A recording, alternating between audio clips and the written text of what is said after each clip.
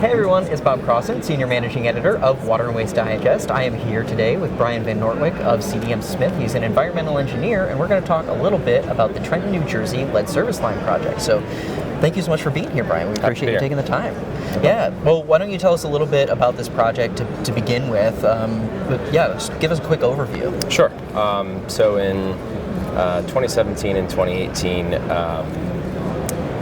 Trenton Waterworks had some lead violations, lead action level exceedances, and so we were brought on to help them address those issues, and did a few studies, wrote a couple technical reports, and developed a plan to address the action level exceedances, multi-pronged approach, with corrosion control and lead service line replacement. So getting corrosion control adjusted with a different system than what they were currently using. It wasn't as effective anymore.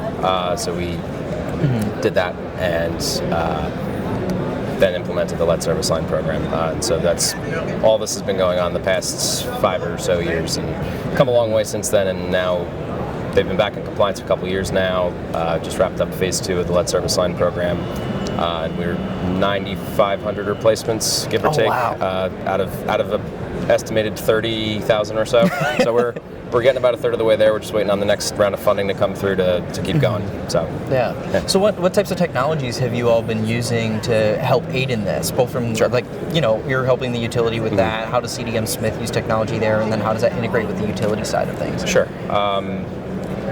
One of the biggest ones I find myself using and others using every day is ArcGIS.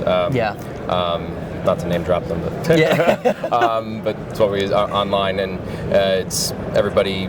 It's like collaboration access to it, especially for the tracking of the replacements. That's been one of the biggest tools. So every single property in the system has its own node with all the customer information and replacement status, date it was replaced, what materials on which side of the line, on the public and the private side, and there's 60,000 accounts, 30,000 of which have known or suspected lead service lines. So it's a lot of data management.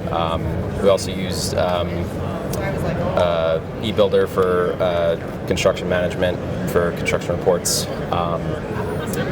A lot of Excel spreadsheets, the list goes on, but those are the ones we use a lot of. Well, when you're talking, like you said, 30,000 lead lines, you got all these records you got to correlate, you're trying to optimize things as well, and having some technology solutions to help you along the way, I'm sure is really, really useful. Yeah, it definitely, I don't know how, before using a GIS program, how anybody would be able to do something like this and keep a live tracking of that. We also have dashboards that we kind of created in the back end to give a nice visual representation of how we're doing, because Trenton serves 4 different towns, including the city of Trenton. Across towns, across different contractors, different phases, just to kind of assign everything, and you can see at a glance how the program is progressing. So speaking of that, about the data side of things, and you obviously want to report some of that to the public as well. To the public, there is this whole thing with Trenton with the private and the public lines being addressed with this. Could you talk a little bit about how you guys worked toward that, and what's going on there, and what could other utilities learn to help address kind of the private side in addition to public? Sure. I think overall at the beginning, Trenton had a lot of unknown materials on the private side, which is pretty typical. I know a lot of utilities, including Trenton, as you do main replacement projects, you typically replace the utility side of the service up to the curb stop or the meter or whatever's out in the street or at the curb. And that was usually at the private side, but that's the customers, it's their problem usually. But now if it's made of galvanized, it costs $10,000 or so just for that private side and for the homeowner, and especially in some of these predominantly minority and underserved communities, like some of your Newark, your Trenton, those types of towns, people don't have the financial resources to do that. So early on, Trenton took 2 really big steps that's pretty progressive, and now is kind of out ahead of the curve with what's going to be coming with the revised lead and copper rule, treating galvanized as lead. Yep. They did that from the get-go. And also very, very hard pushing for complete replacements, not doing partials, because under the existing rule you could. But pushing for, it was an opt-in program, but we wanted to make sure that when we got the lead out, we got all of it out on a service line, case by case, on a line by line basis. Yeah. So what are some things that you're sharing with other utilities for how they can try and implement this within their particular network? Well, so I'm presenting on this tomorrow. Just a lot of lessons learned that we've come across with the program, because there's been a lot of them.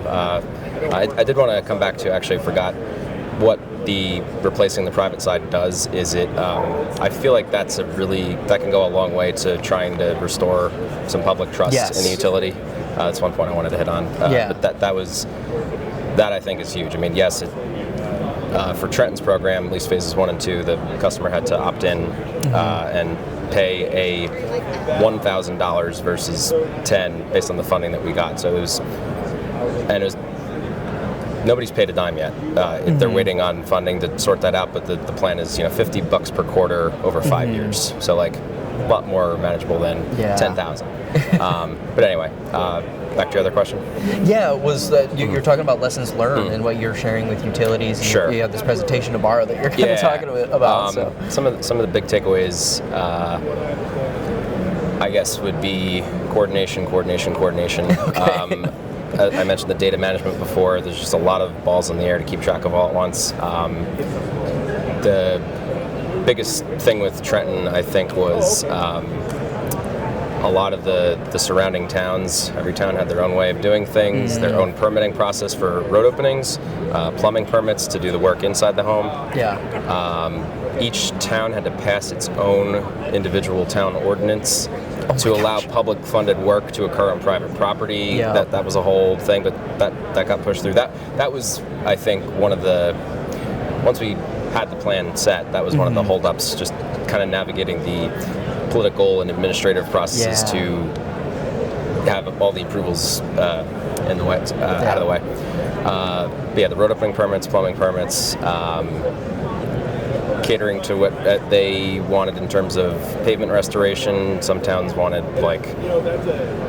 just typical. Some wanted the Cadillac version of paving with sand cement, all the way up to it's good for settlement, but a lot of moving parts, a lot of different things to juggle.